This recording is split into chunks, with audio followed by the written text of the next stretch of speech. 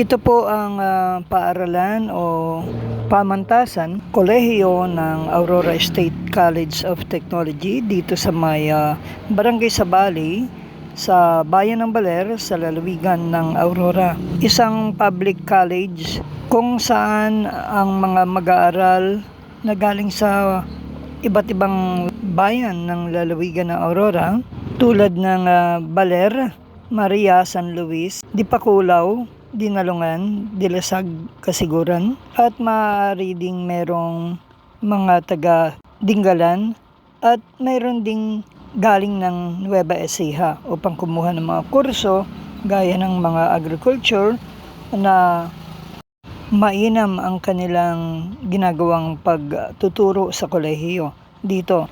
Mabuti ang mga ganitong kolehiyo sa mga lalawigan upang hindi na lumabas at gumastos at mawalay sa kanilang pamilya ang mga mag-aaral ng lalawigan. Kung kaya't sa iba't ibang lalawigan ng ating bansa ay mayroong mga ganitong kolehiyo sa Palawan, Laguna, Cavite, Nueva Ecija, Benguet at iba pang lalawigan. Sa mga probinsya ng Kamindanawan at Kabisayaan ay mayroon din dahil ito ay libre, hindi katulad sa mga pribadong mga kolehiyo na napakamamahal. Ang mga ganitong kolehiyo ay libre ang pag-aaral at kakaunti lamang o katiting ang mga ginagastos. Kaya't malaking tulong ito.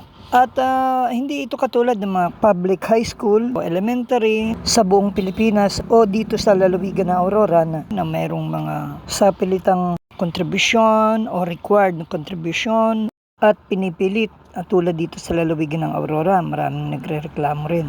Tulad ng sa Brigada Eskwela pa lamang ay mayroong mga nagrereklamo na ng mga requirement o tumaas ang babayarin sa hindi makapagbibrigada ng mga magulang mula 100 ay 300 na ang bayad. At ginawang sapilitan na ng mga eskwelahan ng elementary at high school na pampubliko ang pagbibrigada. Kung hindi makaya-enroll ang kanilang mga anak. Dahil ito ang first step ng pag-enroll daw. Ayon sa ilan na mga nagrereklamo sa mga social media at sa atin na sapilitan ang mga gastusin, ang mga contribution. Mapaganda lamang ang school at maibigay ang di umano'y pangangailangan ng mga mag-aaral. Dahil walang maitulong daw ang national government o DepEd sa pangangailangan sa DepEd sa kalalawigan na pondo para sa repair and maintenance o pagpapaganda at para sa pangangailangan ng eskwelahan at mag-aaral ng mga eskwelahang pampubliko. Mas magaan ang pagpapaaral sa kolehiyo kumpara sa elementary at public high school na puro gastos at napakagastos talaga. Labis na raw na pahirap sa mga magulang, estudyante. Wala namang nagagawa ang DepEd ukol dito sa mga reklamong ito. Ganon din ang mga LGU at provincial government. Kaya't kinukuha na sa mga magulang at estudyante ang pagpapaganda at pangangailangan ng mga eskwelahan. Wala ring aksyon at walang naibibigay na tulong na pinansyal sa pangangailangan ng eskwelahan. Sa ngayon ay mayroong mga nag-i-enroll ng mga mag-aaral dito at kasalukuyan din ang ginagawa na gusali dito sa may harapan ng highway o sa harapan ng nasabing pampublikong kolehiyo, ASCOT. Napag-alaman natin na kakaunti pa lamang ang mga mag-aaral na nag-i-enroll galing sa iba't ibang malalayong bayan at habang ang ilang mga tricycle drivers and operators o TODA ay patuloy na umaantabay sa mga mag-aaral na maaari nilang maging pasahero o mananakay. May mga ilang inaasikaso ang mga mag-aaral na kailangan nila pang dumako dito sa main campus sa Sabali at nagwi-wish sila na kung maaari maiayos na maging online para hindi na dumayo yung mga gaya ng ASCOT sa Kasiguran o Basal at hiling nga pala ng mga mamamayan dito sa lalawigan ng Aurora din at sa national yung maimbestigahan ng Senado o Kongreso maging ng DepEd kung ano ang nangyayari yung mga kakulangan ng mga kagamitan sa mga eskwelahang pampubliko ng elementary at high school na inirereklamo rin na bumubunot ng mga sariling pera pa ang mga teacher para sa pagpapaganda at sa pangangailangan ng mga mag-aaral at school daw. Nasabi ay iimbestigahan daw. Ewan kung ano ang magagawa naman ni Secretary Sani Angara ng DepEd ukol dito.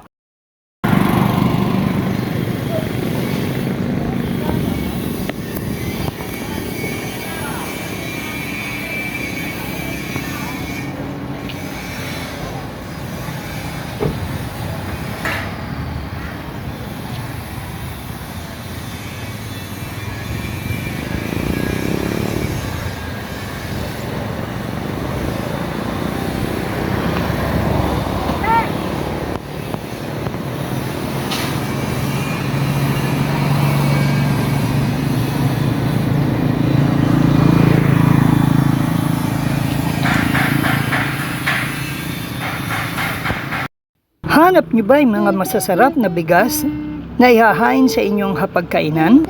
O nais niyo ring magtinda sa inyong sari-sari o rice dealer store?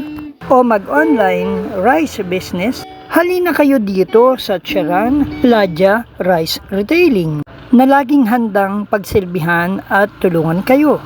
Available sa kanila ang masasarap, malalambot, de kalidad, napakagagandang uri ng mga bigas na pawang inani sa lalawigan ng Aurora. Kaya't ito'y first class at hindi durug-durug na nasa tamang presyo at husto pa sa timbang. Ang Charan Rice Retailing ay matatagpuan sa Barangay 4 sa bayan ng Maria Aurora sa Aurora Province, sa Mangasar Street, corner ML Quezon Street, patungo ng Maria Aurora Public Market. Ang Charan Ladya Rice Retailing ay kompleto sa dokumento at business permit. Makabibili sa kanila ng wholesale at retail price. Sila ay namimili rin ng mga aning palay sa magandang presyo.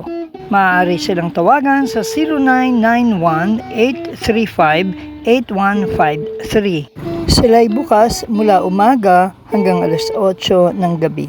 So ano pang hinihintay nyo? Bili na! Para sa NSK News ng NSK TV channel, Narciso Ko reporting.